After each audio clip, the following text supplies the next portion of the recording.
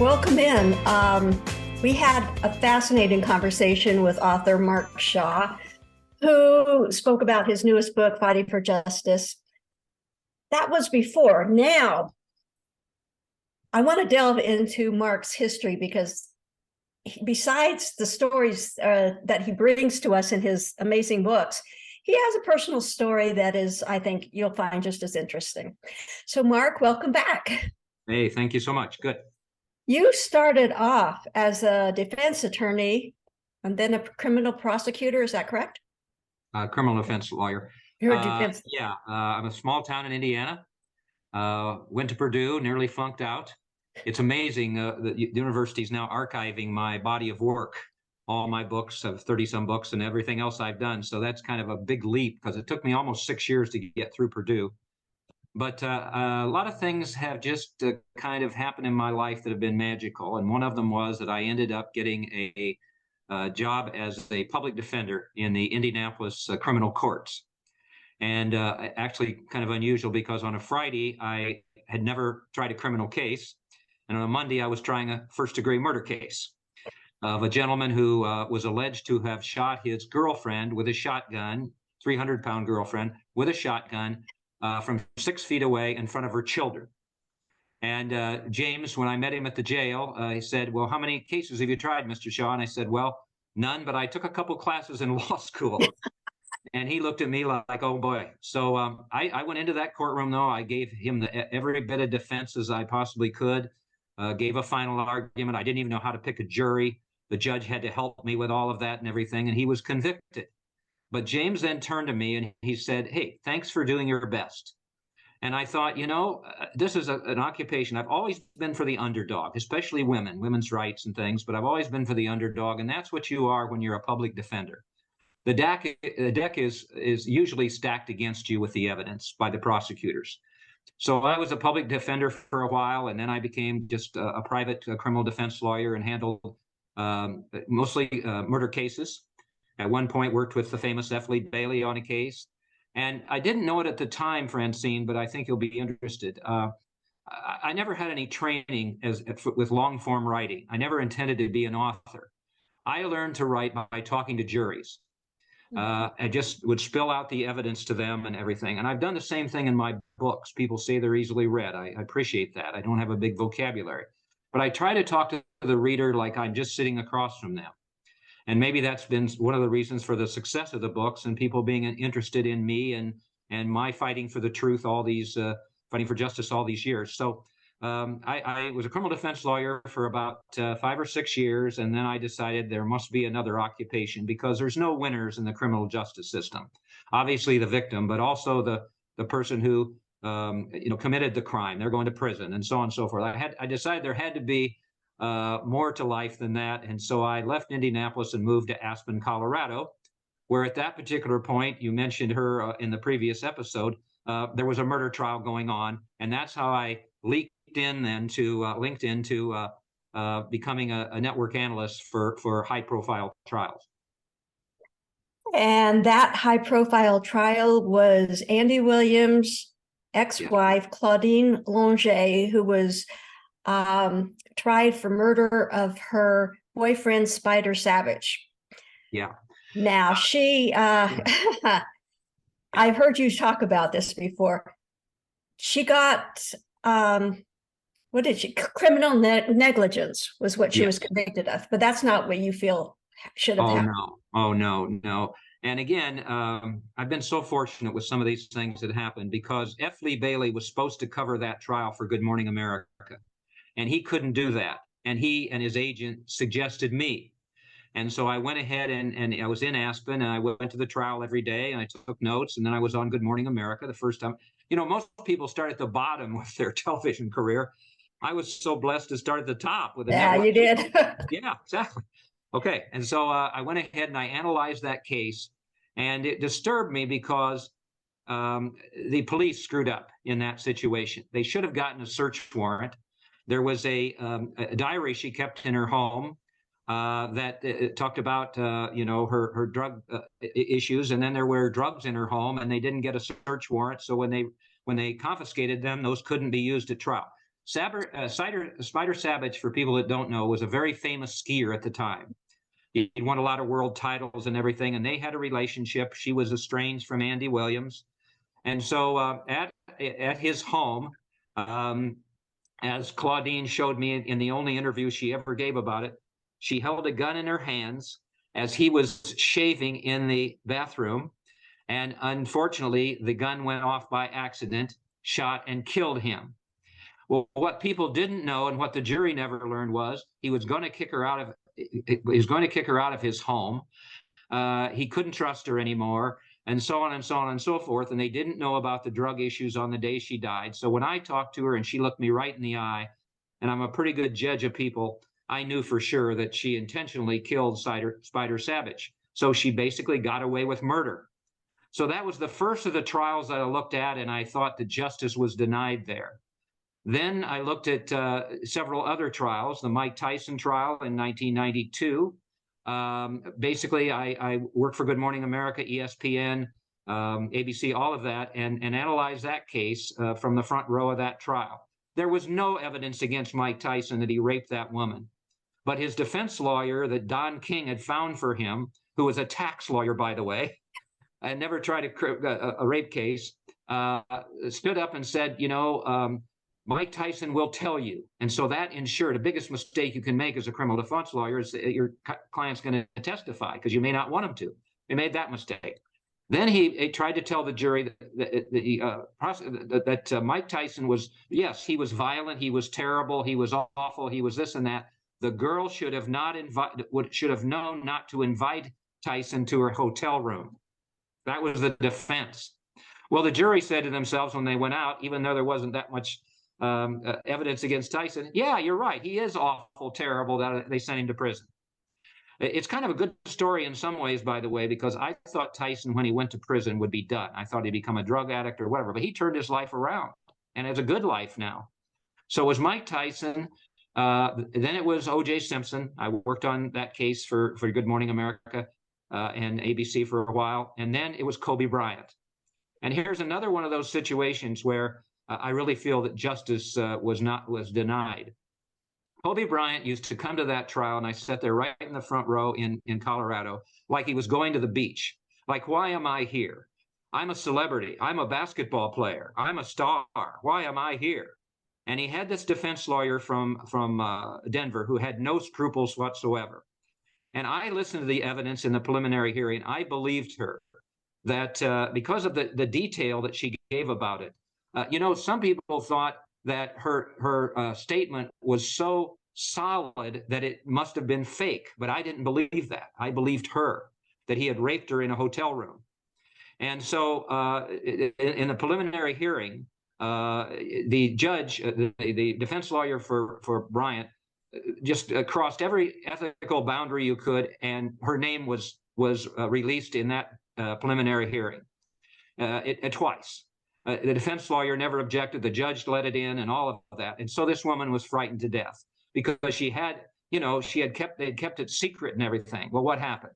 Well, she finally had enough of that. She was scared and she went on her own way. I think she got a financial settlement at one point.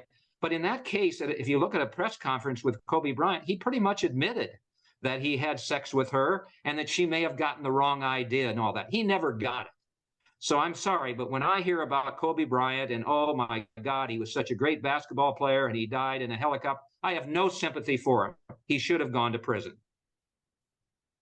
Yeah. Okay. Let me double back a little bit because you also have a master's in theology. Well, so you look at life so differently with a criminal defense background and theology. Your take on life is just, I find it's very fascinating. Well, we all go through tough times in my life, and I've been very fortunate with all of the good ones. But I will just tell you this right now. In 2002, I was living in southern Indiana. I was married. I had 4 stepchildren. I had become their stepfather when 3 of them, who were triplets, were 8 years old, and a daughter 10 years old.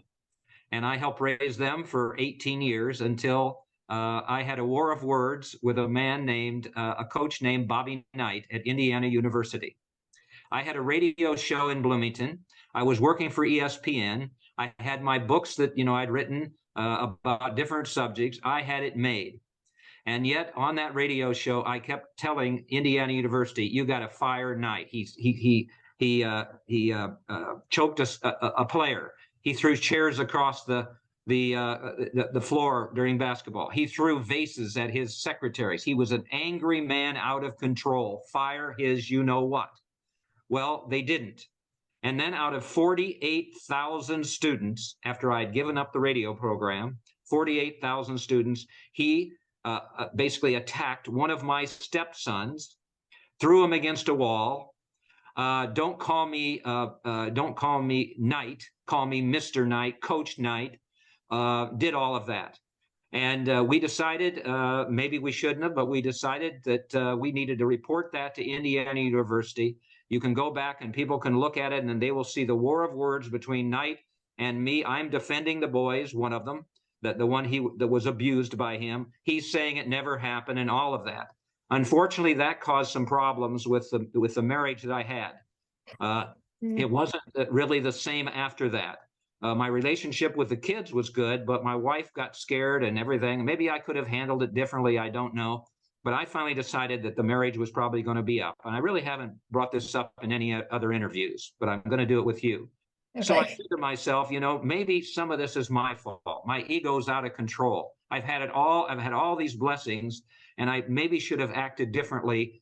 Not that I didn't feel, that it was the right thing to do to defend Kent, just like I've defended everybody else in my books.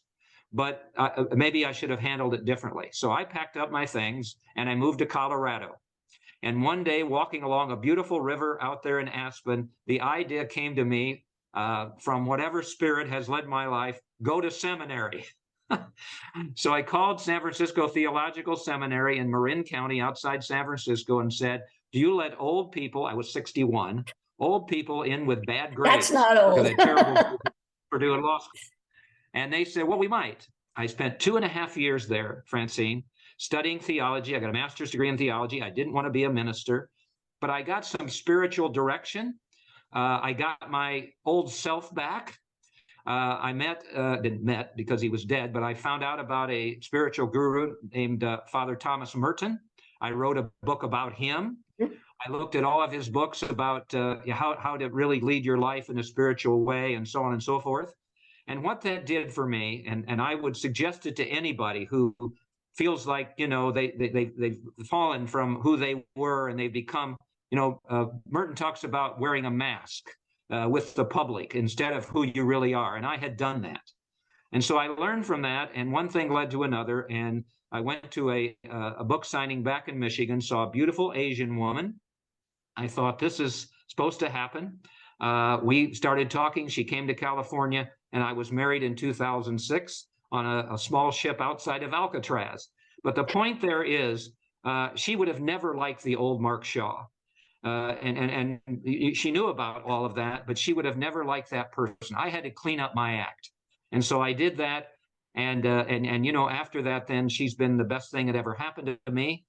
We moved to California here, and then I began to continue. I continued on with writing my books. So I hope it's an inspirational story for people that if you don't like yourself, you need to do something about it because life is too short. And I needed to clean up my act, as I say. Excellent advice, but let me just reiterate, 61 is not old. I felt old at the time, believe me. Now, somewhere in there, you became a talent agent as well. Was that before the seminary or after? Well, again, it's been a magical life. Whatever spirit has guided me has moved me from one thing to another. So I was a Good Morning America correspondent for years. All right, I did that. Then, of all things, David Susskind, who was a famous Hollywood producer, saw me on Good Morning America, and they were beginning a new show called People, based on the magazine. The co-host was Phyllis George, the Miss America, and they needed a co-host. And so I flew to California and met, I didn't live there then, I met to California and met with Susskind, And he looked at me and he said, Mark, take off your glasses so you don't look like John Denver, and then you'll get the spot on the show. And I will tell you that many times people still believe that I look like John Denver if he was alive.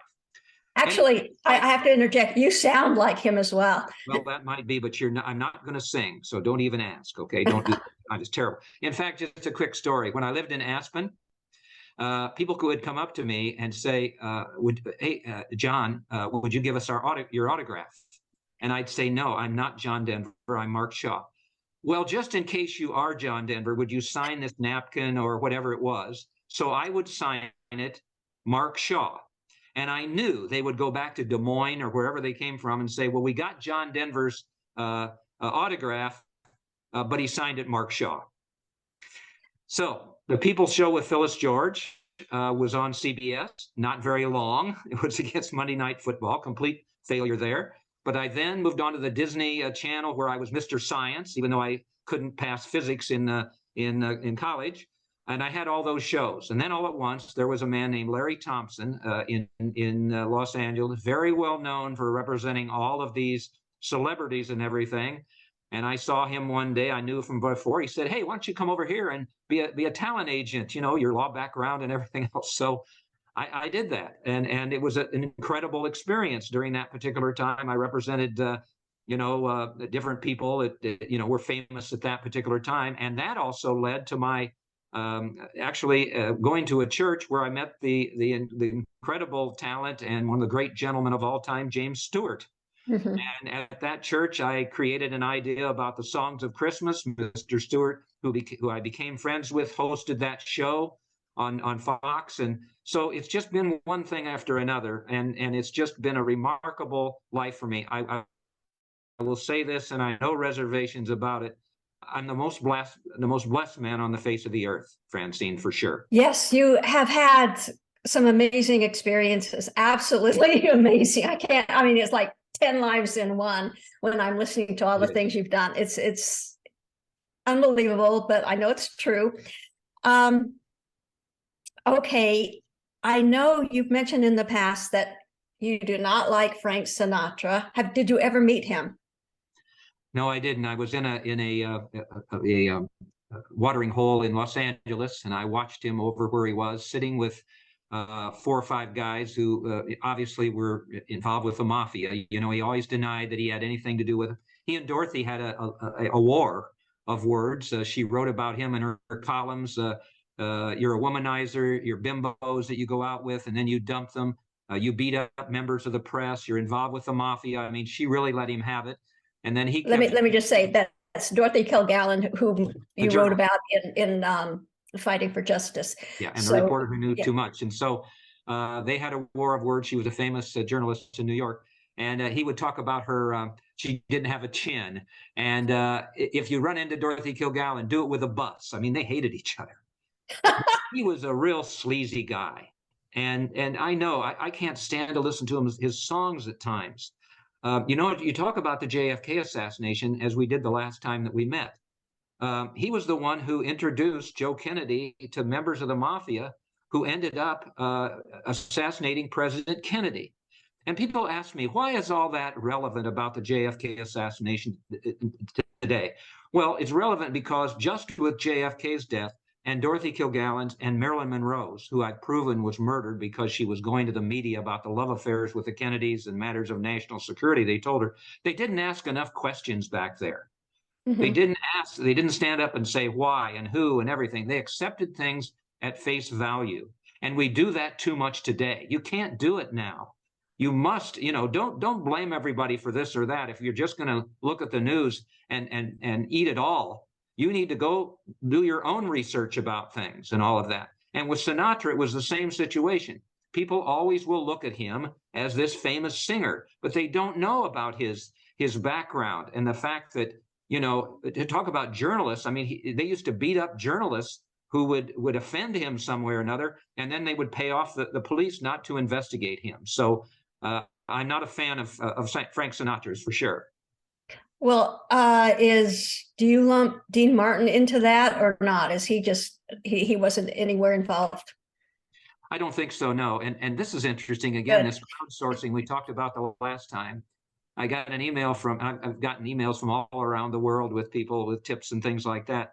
And they actually said, there was the Rat Pack, and Mhm. it was Dean Martin and Sammy Davis Jr., another sleazeball, the Kennedy guy. What was Peter his Lawford. Peter Lawford and Sinatra and everything. And this person, I think in the Netherlands, sent me an email and said, "You know who named the Rat Pack?" I said, "No." He said, "Dorothy Kilgallen. She's the first one that put it in a column." So no, I don't think any of them were involved in the kind of nefarious situations that Frank Sinatra was. I think they separated from all of that. At one point with Sammy Davis Jr., they were very, very close friends, and then he just dumped all over Sammy Davis. He's not a guy that anybody could trust for sure back then. Yes, the more I read about him and the more I read your books, everything, I still enjoy listening to him, but you can't listen to him. Don't you dare! Don't you Sorry. dare! Sorry, that's all right. Okay, now let's circle back a little bit to what we spoke about before in the last interview that we did about the JFK assassination. I want to focus on Melvin Belli was not a criminal defense attorney, but he did represent Jack Ruby. How did he become Jack Ruby's? This is an interesting story. How he became Jack Ruby's attorney. Well, you're very perceptive. I knew that Belli was a mafio, wanted to be a mafia guy. So he'd hang around with him. So everybody would think he was with the mafia. He went to Las Vegas a lot and all of that. And so what I've uncovered is that Belli actually knew about the assassination before it took place. Because when he was told about Jack Ruby shooting Oswald, he said, well, now I'll have to represent Ruby instead of Oswald. As far as how he became Jack Ruby's attorney, in two books that Belli wrote, he told two different stories. And that's the kind of person he was. He had no ethics whatsoever. And basically what I believe is that there's a stream of connections between all of these incidents that happened in the early 60s. Okay, so we go back to 1962, and Marilyn Monroe is killed in August of that year. Supposedly overdosed with drugs, but that's not, or committed suicide. That's what I've proven didn't happen. Bobby Kennedy had a torrid love affair with her. I have documents to that. She was going to go to the media and all of that. So Bobby Kennedy then, as Attorney General at that time, was involved in Marilyn's death, never prosecuted, never investigated, nothing. So there's that connection there. Then you go to 63, and this is what Dorothy figured out. You got JFK's assassination. Well, that was involved with this mafioso that Bobby Kennedy had deported to Guatemala, and the revenge factor was there. And so he was involved with orchestrating JFK's death in 63. Now Dorothy is out there and she knows all of this. She's interviewed Ruby. All of these things that happened. And so, in terms of the mafia and Marcello having the greatest motive to have killed JFK, she's going to put this all in a book. Then I circled back from all of that because I did those out of order.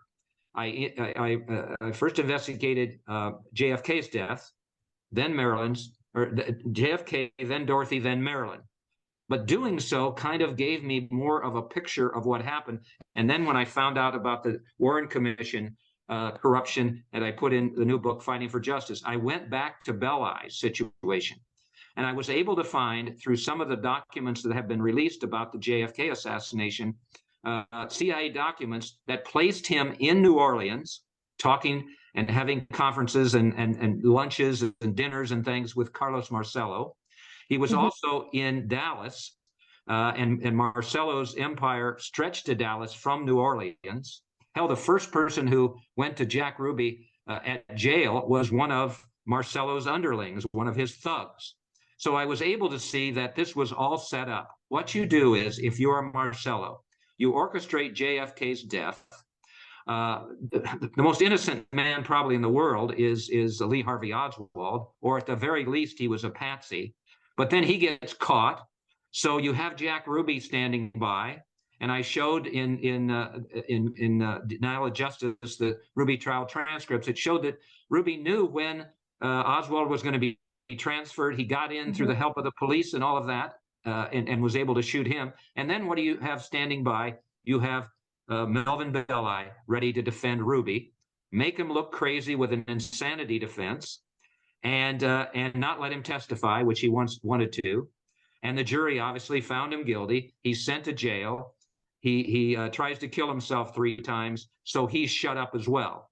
So that's how the mafia worked. Dorothy thought that this was a mafia hit start to finish with regard to JFK assassination, and I think my research based on her has proven that. Okay, let's see if we can connect the JFK with the RFK assassination, because Bobby Kennedy Jr. is convinced that Sirhan was not the sole assassin, like Oswald was not the sole assassin. Sirhan claims mind control has had something to do with it. Now, the person that went to talk with Ruby was a CIA mind control expert. Am I right? It never happened. It never happened. This is all, I'm not going to name the person, but on the extreme right-wing media, when some of the JFK assassination documents were released last month, this gentleman went on there and just fabricated all of this material. He had a source close to the classified documents. Of course, he didn't name who he was. That person told him that the CIA was involved in JFK's assassination. There was no proof of that. That this psychiatrist, who was an expert in mind control, visited Jack Ruby in jail. It never happened. This is what it goes on in the crazy world of the JFK assassination at all. That never happened. Ruby was visited by one of Marcello's guy and told to keep his mouth shut or they would kill him. And so he never opened his mouth except to talk to Dorothy Kilgallen at trial. So this is what's been perpetuated all these years, and it was brought up again in December. It's really unfortunate that continues to happen. That's true. And so many conspiracy theories over the last 60 years, people just coming out of the blue with them. But I have to advise my viewers that if you want to know more, because Mark Shaw does his homework. I mean, he doesn't take hearsay. You really do look into every little detail. I strongly suggest reading his different books. This one is, I'm not completely through with it because I'm taking you can't believe the notes I'm taking, but it's fascinating. And what you delve into is mind-blowing, to say the least. And I'm hoping that it will open up a lot of people's eyes, and we'll be able to get to the bottom of this before we're all dead, which would be nice. Yes. 60 years of this, it's time to really learn for sure what happened. It's common sense. If people would just use more common sense, these are my contributions to history. And I get emails with people that most everybody agrees with the common sense, but this is all Dorothy Kilgallen. And as I say, Francine, I was not at the Ruby trial. You weren't there. All of these so-called experts, this guy with the extreme media last week, people have written books, they weren't there. This woman was there. Dorothy Kilgallen was there. And so I believe that she's the most credible source that we have as to what happened. And I hope that I've changed some minds or opened some eyes because of what Dorothy was able to do. I hope so too, because this is a fascinating story, and I would love to have you back some other time to continue it. But right now our time is up. You are such a wealth of information. You're like the Library of Congress yourself. It's amazing. So hopefully we will get you back. Are you planning a new book? Well, I'm not sure. This was kind of circled everything in that I wanted to say about the assassination. But as I said on the last program, here's a doctor getting in touch with me who basically he believes has proof that the Dorothy Kilgallen had no drug problems and did not overdose on drugs and all of that. So it'll depend on what kind of information I get. And I hope that people who watch this program will get in touch with me. My email is mshaw@yahoo. I answer every single email. My website is markshawbooks.com. Okay. Well, we will send them there. And thank you so much for sharing your insights and all your knowledge with us today. And we will maybe talk again soon. You're just fascinating guests. Thank you. Thank you. So to the viewers, thank you so much for watching, and I will see you next time. Take care.